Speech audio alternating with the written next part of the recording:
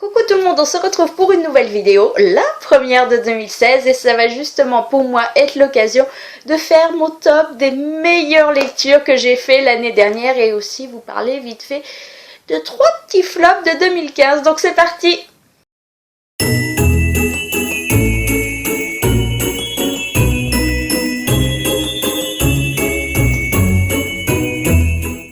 Donc avant toute chose, je vais avant tout vous souhaiter une très bonne année, tout ce que vous voulez, la santé, l'argent, les livres, les rencontres, la bonne humeur, que du positif, bref, que l'année 2016 quand même soit un peu plus fun, on va dire ça comme ça, moins catastrophique toujours est-il que 2015, je pense que ça ferait du bien à tout le monde parce qu'il me semble que on parle 2015, je pense qu'il y a, hormis en plus, tout ce qui, ça a vraiment été une année pourrie pour tout le monde. Les grandes catas qu'on a eues au niveau national, mais je pense qu'aussi niveau personnel, j'ai l'impression que tout le monde a un petit peu morflé. Donc je vous souhaite du positif fois 10 000. Donc maintenant, on est parti pour mon top, sinon ma vidéo va, pour changer, encore durer 3 plombes. Donc j'ai fait une sorte de top 10, oui c'est pour ça, j'ai intitulé la vidéo top 10. Voilà, année très dure pour moi puisqu'en fait j'ai quasiment pas lu. Avec toutes ces katas à côté, j'ai eu énormément de mal à me poser, à apprécier, à arriver à rentrer dans mes lectures, à avoir la motivation. Ça a été très dur, en plus une année où j'ai quand même, c'est juste horrible, j'ai repris les séries. Et ça quand on est sérivore comme je le suis, c'est horrible, c'est-à-dire qu'on peut passer sans souci quasiment 3 semaines sans toucher un bouquin parce qu'on est tellement dans une série que voilà, il y a 5 saisons à se faire, et ben on se les fait tous les soirs. Donc quand on a 2-3 séries comme ça, c'est juste la cata par derrière. Donc voilà, je me suis, pour le coup, là, j'ai repris à lire en ce moment, c'est-à-dire que je ne regarde plus une série.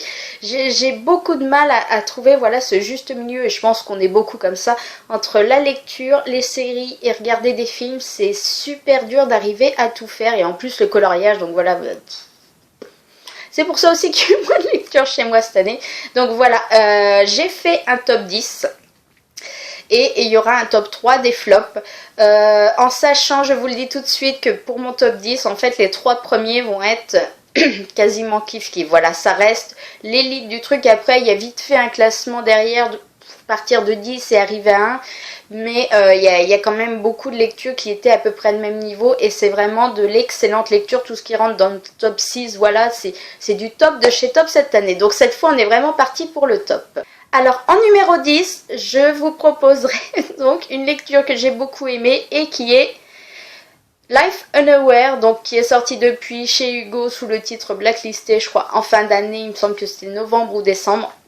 Livre que j'ai beaucoup aimé par la plume de l'auteur, mais aussi beaucoup à grosse part le bug traditionnel de chaque vidéo que j'ai beaucoup aimé à cause du sujet dont il traitait, puisque là je pense que vous en avez tous un peu entendu parler, mais on traite du harcèlement scolaire et j'ai trouvé qu'en plus c'est pas le seul livre qui parle de ça, mais celui-là est très bien écrit et très réaliste. Et surtout, j'ai aimé le fait que quand on rencontre Regan au début du livre, c'est quelqu'un de très populaire. Donc elle est dans cette élite et normalement c'est pas une des personnes qui va subir le harcèlement scolaire jusqu'au jour où en fait la situation se renverse totalement, puisque des conversations qu'elle a eues en privé où elle balance un peu des vacheries sur tout le monde sont balancées publiquement dans son lycée.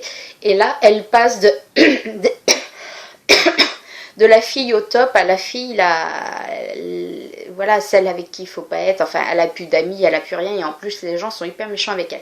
Donc j'ai aimé déjà que l'auteur nous fasse passer d'une situation à l'autre, et après comme je vous dis, j'ai trouvé très crédible les réactions, la façon dont l'histoire est racontée, c'est touchant, c'est réaliste et rien que pour ça il ne pouvait que rentrer dans mon top.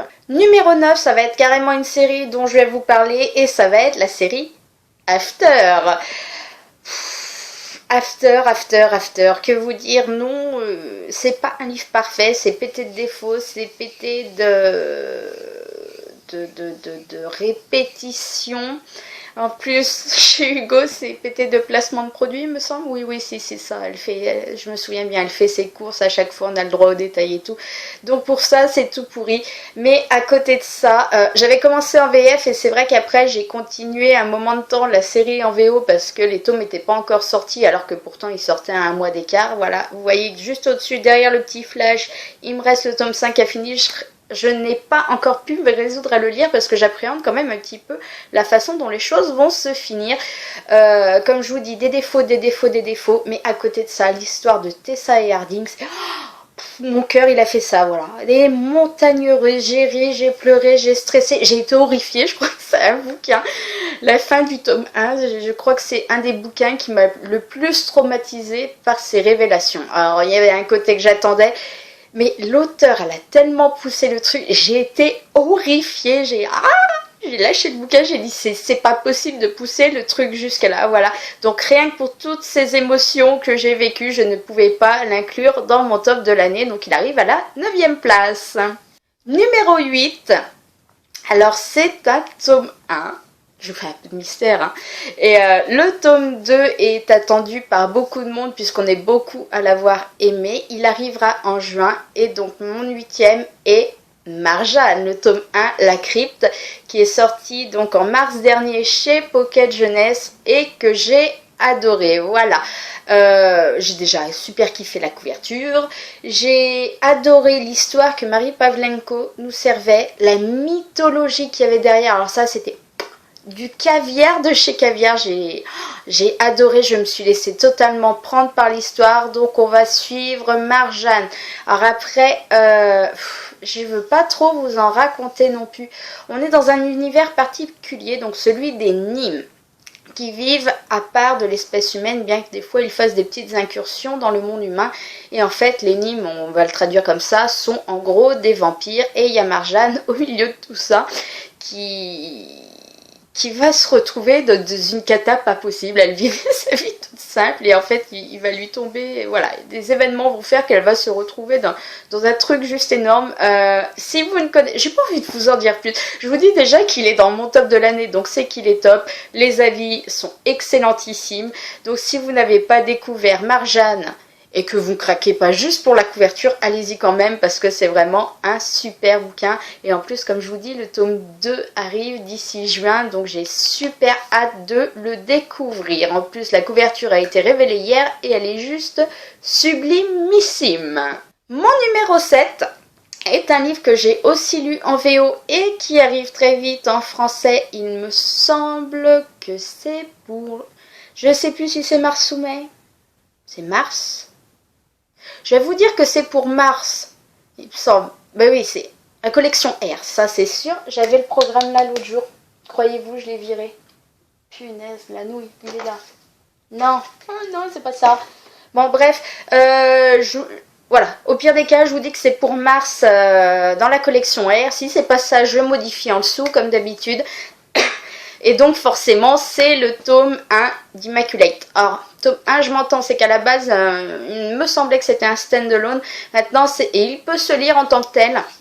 Maintenant c'est vrai que quand on finit ce tome 1, il y a des questions qui restent en suspens et l'auteur a décidé de faire un petit plus. Moi je sais que je me laisserai tenter, mais voilà, autrement ça peut être un tome unique. Et j'ai super adoré. Voilà, j'ai adoré parce que avant de le commencer, je savais pas si j'allais vraiment surkiffer ou si au contraire ça allait être cucul la praline. Donc on va suivre, j'ai noté son petit nom, ouais vous avez vu, hein. J'ai bossé sur mes vidéos pour une fois avant de la commencer. Donc on va suivre Mina qui a 16 ou 17 ans et qui est une fille bien, voilà, elle a des bonnes notes à l'école, elle a un super petit ami, il me semble qu'ils sont ensemble depuis 2 ans, ils ont toujours pas couché ensemble, enfin voilà, elle a des valeurs, tout ça. Donc tout va bien dans sa vie, sauf qu'un jour Mina va découvrir qu'elle est enceinte sans avoir couché. C'est quand même dommage. Donc forcément son petit ami en plus sait qu'elle n'a pas couché avec lui, donc il va la traiter un petit peu de tous les noms en lui disant qu'en plus elle l'a trompé. Ses meilleurs amis, enfin comme tout le monde, les parents, tout ça, tout le monde va être super sceptique. J'ai adoré, ça aurait pu démarrer comme ça et n'aboutir à rien. être du grand n'importe quoi, et au contraire j'ai beaucoup aimé la façon dont l'auteur nous racontait l'histoire et surtout tous ces aspects qu'elle développait, c'est-à-dire déjà la position de Mina qui n'arrive pas à comprendre, enfin voilà forcément, et aussi tout l'à côté, c'est-à-dire qu'on suit les événements qui se déroulent et petit à petit les gens vont l'apprendre, donc voilà, tout ça, la façon dont il la traite, il y en a qui vont la prendre pour la nouvelle Vierge Marie, qui vont lui vouer un culte, une adoration, et d'un autre côté, forcément, il y en a d'autres qui ne supportent pas ça, qui disent que, voilà, elle est en train de se... par jurer, j'ai envie de dire, on n'est pas au tribunal, mais enfin, voilà, elle est en train de mentir, elle ira brûler en enfer pour ça, et qui sont aussi vifs les uns, et ça va prendre une ampleur... Voilà, j'ai totalement adoré la façon dont l'auteur nous présentait tous ces aspects de l'histoire. Voilà, certains je m'y attendais parce que c'est logique quand ça s'apprend et que ça finit au niveau régional, enfin voilà tout ça, on se doute, mais elle a pensé vraiment à aborder tous ces trucs importants et elle a fait des vraies relations entre les personnages et les soutiens de mine, enfin voilà, il y a tout un tas de choses, je ne veux pas vous en dire trop parce que comme je vous dis, en plus il arrive très vite, donc ce serait dommage de vous spoiler sur ce qui va se passer, mais c'était une très bonne découverte et je ne peux que vous encourager à le découvrir à sa sortie. D'ailleurs, je vous en reparlerai juste avant, hein. Je n'oublierai pas. Mon numéro 6 va être, là aussi ce n'est pas une série, mais ça va carrément être une collection toute nouvelle puisque ça va être les petites nouveautés de chez Milady dans leur collection Slash. Donc collection qui a commencé cet été, au mois de juillet, avec une première sortie qui était, j'allais dire immaculée, non, Illumination. Et qui s'est continuée depuis à raison d'atomes, d'un livre par mois. Et c'est vrai que c'est de... Alors oui, j'ai pas dit, mais c'est vrai que cette collection est spécifique, c'est de la romance men. Voilà, garçon. Donc, gay, forcément. Donc voilà, c'est le genre de romance que j'aime beaucoup, que je lisais ponctuellement en VO. Et c'est vrai que j'avais hâte de voir ce que nous donnait cette nouvelle collection, et donc c'est sorti. Et j'ai craqué pour le premier, que j'ai adoré avec un cœur comme ça. Donc le mois d'après, j'ai craqué pour le deuxième qui a été aussi comme ça. Et le mois d'après, et voilà, tous les mois j'achète mon petit indispensable, mon Milady Slash. Je suis d'ailleurs en train d'en lire en ce moment. Il me semble que j'en ai lu donc l'année dernière, je ne sais plus si c'est 3 ou 4. Il m'en reste qu'un en fait que je n'ai pas lu. Et à chaque fois ça passe super bien. Maintenant, comme on est dans un top, je vais forcément vous dire celui que j'ai préféré. Et c'est donc le tome de chez nous de Tucker Spring, Soumets-nous à la tentation. J'ai aimé parce qu'on est dans une romance, alors déjà qui m'éclatait, je vous en ai parlé il n'y a pas longtemps dans un update lecture, mais qui m'éclatait avec son thème de départ. On avait un tatoueur et à côté de ça, on avait un pasteur. Donc déjà, les opposés... on fait quand même pas mieux, sachant que notre tatoueur en plus est athée. Donc là, on pousse le truc. Et c'est vrai que j'ai beaucoup aimé la romance entre eux, mais ce que j'ai encore plus aimé, qui a fait que celui-là surpasse les autres, c'est que les auteurs, ou l'auteur, je ne sais plus, souvent c'est 2 auteurs dans ces collections-là, elles mettent en avant des choses plus profondes que juste leur relation. Et alors déjà, voilà, le côté religion est abordé de façon...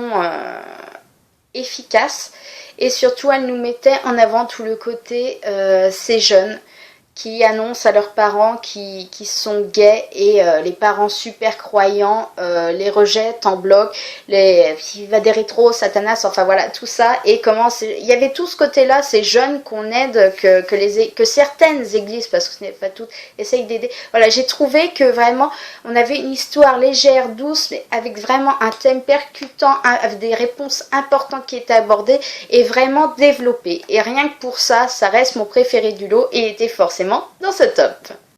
Alors maintenant on rentre dans le top 5, et là c'est quasiment du kiff pour chaque. Je suis désolée, je suis enrhumée, je vais essayer de pas éternuer face caméra, mais forcément je vais passer un petit peu un moment à faire ça. Le top 5, voilà, c'est du lourd de chez lourd, c'est du best de chez best. Et vous allez voir que j'ai essayé, en étant super honnête, c'était obligé que dans les 5, c'était cela qui arrivait en top. Donc, il y en a, ça va être sans surprise. Et puis, vous allez peut-être... Je vous laisse le mystère, vous comprendrez pourquoi. Donc, mon 5e est November 9 de Colleen Hoover, que j'ai lu le mois dernier, ou le mois juste avant, je sais plus, et que j'ai kiffé, surkiffé. Puisqu'on va suivre Fallon, ben oui, Fallon et Ben.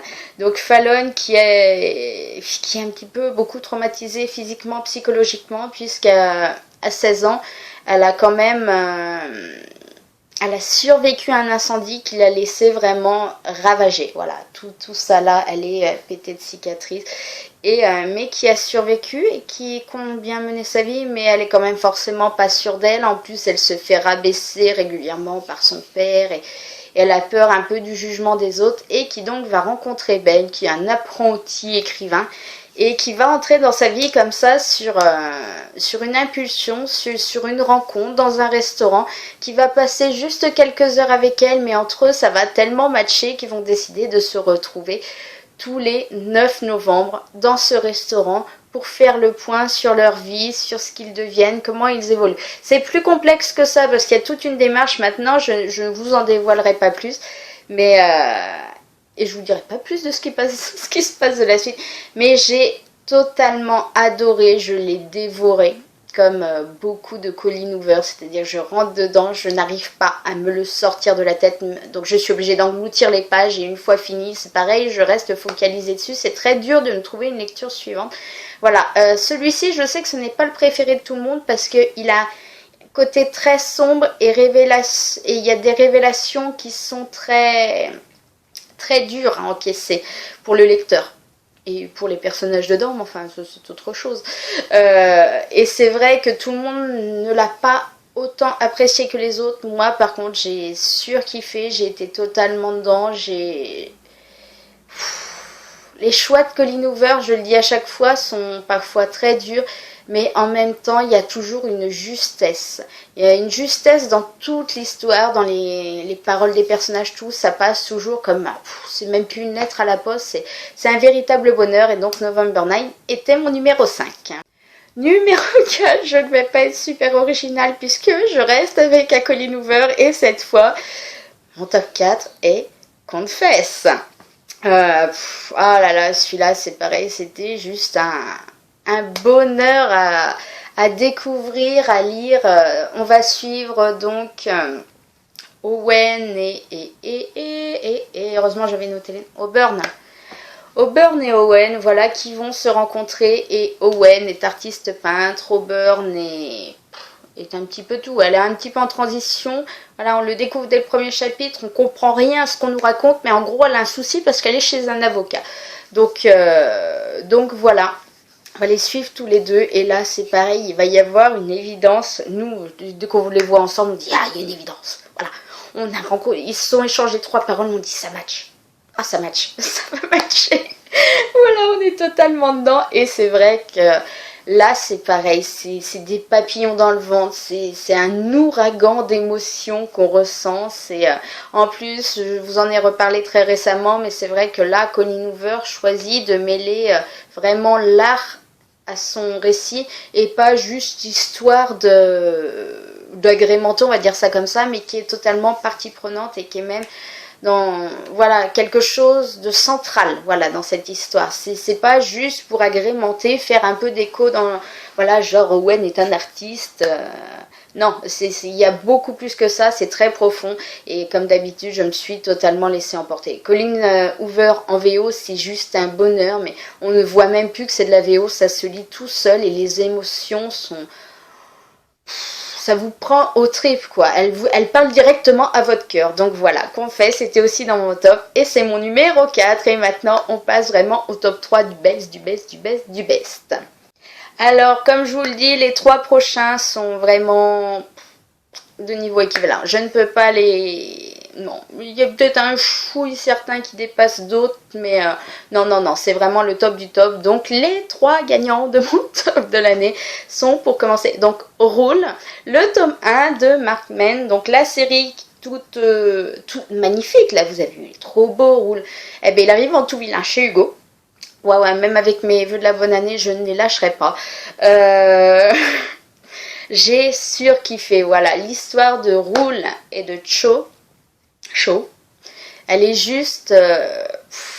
c'est de la romance, c'est lui, alors c'est le tatoueur, tatoué, percé de partout, tatati, tatata, mais derrière ça, il a une espèce d'histoire, puisqu'en fait, et je l'ai lu en février, j'ai encore me souvenir de l'histoire, comme quoi il mérite d'être vraiment dans mon top, mais Rule a perdu quelques années avant, donc son frère jumeau, je vais pas retrouver son nom, David Martin, donc je sais plus comment il s'appelait, son frère jumeau qui était tout l'opposé de lui, c'est-à-dire que Rule, en gros là il présente comme le mauvais garçon, alors que son frère c'était les super notes à l'école, le mec parfait, limite le petit costard, voilà.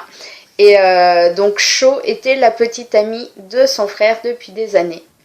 Et entre eux, ça a toujours été super, super, super compliqué. Mais en fait, Cho a toujours été quand même amoureuse de Rule. Donc enfin voilà, ça c'est la base de notre histoire. Je vous raconte pas la suite. Ça m'a transportée. J'ai un... Oh là là, et puis Rule, déjà j'ai rien que la couverture, je bavais. Mais en plus, vous lisez le bouquin, vous bavez puissance 10 000. Vous avez peur de lui demander tellement vous bavez. Et la relation entre les deux, voilà, les personnages, tous les deux sont super touchants.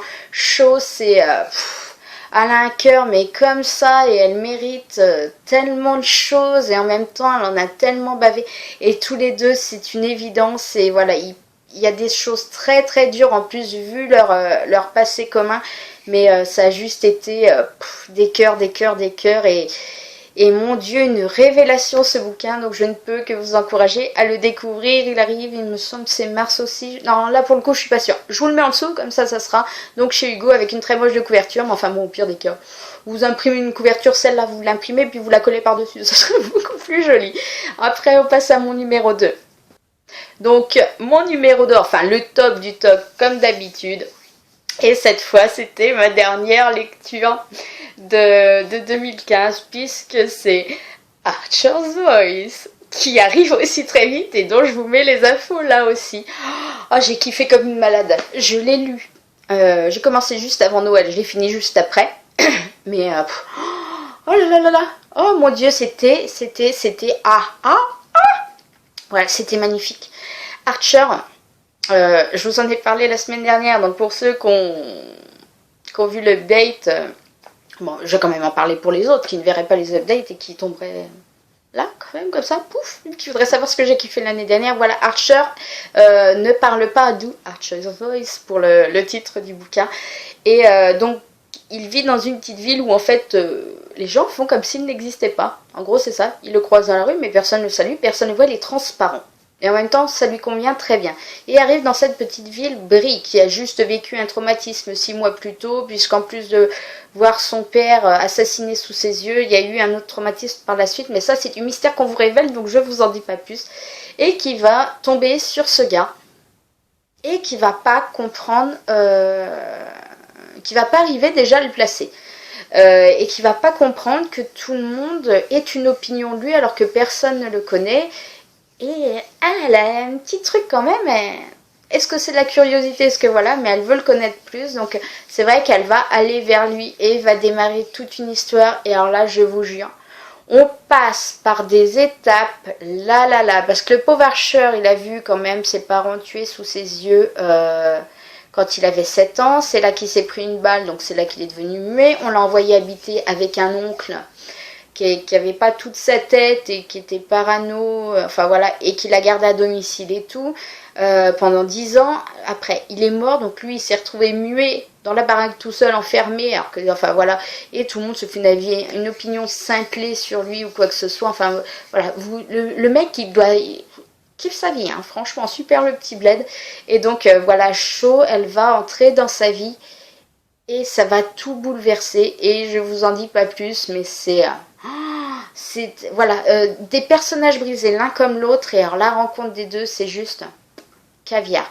Donc je vous encourage bien sûr aussi à le découvrir dès sa sortie. Et le dernier, qui est du niveau des deux précédents que je vous ai proposés, pas grand suspense, puisque c'est un Colin Hoover, et c'est donc Ugly Love. Celui-là est déjà sorti, chez Hugo toujours. Et je suis super heureuse de voir que les avis sont extrêmement bons sur ce livre, que les gens qui le livrent en VF ressentent exactement la même chose que moi j'avais ressenti en le lisant en VO. Ça veut dire que la trad est bonne, à défaut d'avoir une belle couverture, au moins la trad est bonne. Mais voilà, l'histoire de Miles et Tate, et puis c'est du Colin Hoover, et puis elle nous fait des personnages brisés et des révélations de à chaque fois on se dit mais comment oses-tu, Colin? Non, c'est affreux, non. Mais en même temps, on kiffe tellement. Voilà, c'est toujours ces personnages totalement brisés qu'on découvre, et quand on croit, on se dit mais oh là là, est-ce qu'il a bouffé? Et non, elle nous en rajoute, mais sans que ce soit trop, et c'est justement pour ça qu'il y a tellement de Colin Hoover dans mon classement, c'est qu'elle arrive, je trouve, à chaque fois à trouver cette justesse pour ne pas en faire trop, pas en faire trop peu, elle a juste le niveau pour que ça vous percute en plein cœur. Donc là, on a Tate qui vient habiter avec son frère Corbin, qui est... il n'est pas avion de ligne, non, c'est pas comme ça qu'on dit. Il est pilote de ligne, voilà. Et qui va donc découvrir ses autres amis qui sont aussi pilotes de ligne, qui habitent dans le même immeuble, dont Miles, qui habite juste en face et qui va lui faire de l'effet. Et en fait, c'est réciproque.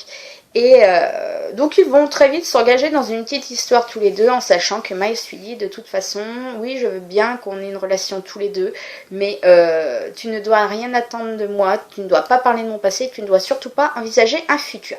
Voilà, il vous plante le truc, bref c'est un plan cul total. Et elle, ça lui va très bien parce que de toute façon, voilà, elle veut pas se mettre dans une situation, sauf qu'on s'en doute, les choses vont se compliquer. Je ne vous en dis pas plus, mais comme je vous ai dit, il y a des révélations qui sont juste ahurissantes, qui vous prennent au trip, et c'est pour ça qu'il ne pouvait être que dans mon top. Et voilà, on a fait le tour et je vous ai présenté toutes les lectures vraiment topissimes que j'ai eues cette année et que je vous encourage vraiment, vraiment, vraiment à découvrir si ce n'est pas déjà fait ou... pour ceux qui arrivent à être au taquet de leur sortie. Donc maintenant, on va passer par contre à la partie moins drôle, à ce que je n'ai pas aimé en 2015. Donc en 2015, ça va être très vite, il n'y a pas de classement ni rien, mais en gros, il y a 3 lectures, oui, comme j'ai eu une petite année, il y a 3 lectures qui sont vraiment pas passées ou qui sont très moyennement passées, qui ont été pour moi des petites déceptions l'année dernière. Donc la première, sans surprise, est ding, le tome 1 des Loups de Riverdance, Lucas. Oh là là, je kiffais la couverture, j'aimais le résumé, voilà. Et là aussi, on était dans une romance gay. Enfin, il n'y avait pas que ça, il y avait en plus la mythologie derrière. Et je me suis dit, le mélange des deux, ça peut être top. Voilà, la couverture me plaisait, tout ça, tout était parfait. Et quand j'ai lu le bouquin, Mamma Mia l'a déconvenu. C'était long, c'était flou, c'était brouillon, c'était chiant. Et alors, pire que tout, c'est les stéréotypes entre forcément le mâle alpha qu'on nous fait hyper méga viril, bon, qui perd sa virilité des fois en 2 temps 3 mouvements. Mais alors, le pire, le Lucas. Pouf, le stéréotype même de l'homosexuel caricaturé, voilà. C'est-à-dire qu'il sort, il a un t-shirt rose jusqu'à là, et puis avec ça, il a un jean slim ultra moulant, et avec le string limite qui dépasse et le tatouage au creux des reins. Quand j'ai vu ça, je dis putain, c'est pas... Non, j'ai pas dit putain, j'ai dit c'est pas vrai. On ne tombe pas dans des schémas... Non. Et alors après, ça a été... Il passe son temps à chialer, se plaindre. Je l'ai... Voilà, Lucas, je n'ai pas pu. Et ce qui est super bizarre, c'est que par contre j'ai super aimé d'autres personnages Léo, j'ai super kiffé, c'est pour ça que j'ai pas pu m'empêcher de vouloir découvrir le tome 2 à sa sortie. Allez savoir pourquoi je suis peut-être sadique, mais voilà, ce qui est clair c'est que ce tome 1 a été une incroyable déception, que ce soit au niveau de tout, des personnages, de l'histoire qui est mal exposée, puis des fois, je sais pas, j'avais l'impression que l'auteur se disait merde, j'ai pas donné la mythologie, en fait, donc paf, elle nous fait un chapitre flashback. alors tellement rapide, avec tellement d'infos en peu de temps et pas clair, que j'y comprenais que dalle. Donc voilà, je vous dirai cette année si le tome sur Léo est plus appréciable que celui du Cam. Enfin, ça sera difficile, toujours est-il, de faire pire. Ensuite, une autre petite déception, là je pense que c'est le style qui m'a pas du tout convenu. Et je danse aussi, que j'avais lu en début d'année. Je sais pas, les filles ont super aimé. C'est épistolaire, c'est un échange de courrier entre un jeune homme et une jeune femme. Et ça, je kiffais. Enfin, voilà, j'en ai lu plusieurs. J'ai toujours adoré, en fait, en plus, ce format un petit peu mail ou message super court, j'adore. Sauf que là, déjà, des fois, leur échange de lettres, ça durait pendant 10 pages, une lettre. Donc, ça m'a vite saoulée. Et surtout, je sais... Alors après, c'est de ma faute. Je pense qu'en fait, j'ai anticipé, genre une romance. Et j'ai pas fait gaffe que c'était chez Fleuve Noir, donc c'était peut-être pas du tout le cas. Et en effet, parce qu'on verse totalement dans une intrigue, donc un côté un peu thriller et tout. Et en fait, c'était tellement éloigné de ce que j'avais envisagé que j'ai pas réussi à rentrer dedans et que ça l'a pas fait pour moi. Il y avait peut-être des qualités, mais enfin oui, il y avait même des qualités, mais chez moi ça l'a pas fait. J'ai pas réussi à rentrer dedans et après c'était mort de chez mort. Je l'ai fini histoire de le finir, mais puis la fin, je sais pas, j'ai trouvé ça super bizarre. Donc voilà pour le deuxième. Et enfin, le dernier. Je regarde mes notes, je sais même plus où. Ah ben oui. Le dernier, c'est pas une grosse déception, mais quand même, c'est le tome 3 de l'épreuve. Parce que, j'ai trouvé ce tome 3 pas du tout à la hauteur de ce que j'attendais. J'avais super adoré le tome 1. Le tome 2 était bien passé aussi. Et alors là, déjà, j'ai eu un gros problème en commençant. J'ai pas réussi à m'immerger du tout dans l'histoire. Pourtant, je me souvenais de tout le reste d'avant, mais je sais pas. J'avais l'impression que, je sais pas, c'était pas le même auteur, c'était pas la même façon de raconter. Autant les deux autres, j'ai eu aucun souci, mais alors là, je n'arrivais absolument pas à rentrer dedans, les savoir pourquoi. J'ai trouvé ça super long. J'ai trouvé ça pas intéressant, mais j'ai trouvé que pour de nombre de pages, il se passait pas grand chose. Et alors, surtout le final, j'ai été déçue qu'on nous fasse une telle histoire pour, j'ai presque envie de dire, si peu. Parce que le problème, c'est que le final du tome 3, c'est celui que j'avais envisagé quasiment dès le début, dès ma lecture du tome 1. Et ça ne l'a pas fait. Ça m'a déçu. Donc forcément, c'est pas une méga grosse déception, mais c'est quand même une déception par rapport à ce que j'en attendais. Donc voilà. On a fait le tour de ce que j'ai aimé et ce qui m'a moins réussi l'année dernière. Si vous avez fait un top, vous laissez pareil en dessous votre petit lien que j'aille y voir. Donnez-moi votre avis justement si vous avez lu les livres que je vous ai proposés, à savoir ce que vous en pensez, si vous êtes d'accord avec moi ou non. Et pour ceux qui ne sont pas encore sortis, est-ce que je vous ai donné envie de les découvrir dès leur sortie? Voilà, n'hésitez pas, en gros vous laissez un petit mot, vous vous faites plaisir. En attendant, je vais vous laisser là. Je vous retrouve la semaine prochaine pour une nouvelle vidéo qui, je le pense, sera un update lecture puisque je suis trop fière de moi, j'ai retrouvé mon rythme de lecture. On est rendu le 6 janvier, j'ai déjà lu 4 livres pour le mois de janvier. Donc je vous ferai un point pour que les updates lecture justement soient pas trop lents. Et voilà, je m'arrête là. Je vous fais des bisous encore une fois, bonne année. Éclatez-vous bien, faites de bonnes lectures. Et je vous dis à bientôt. Bye!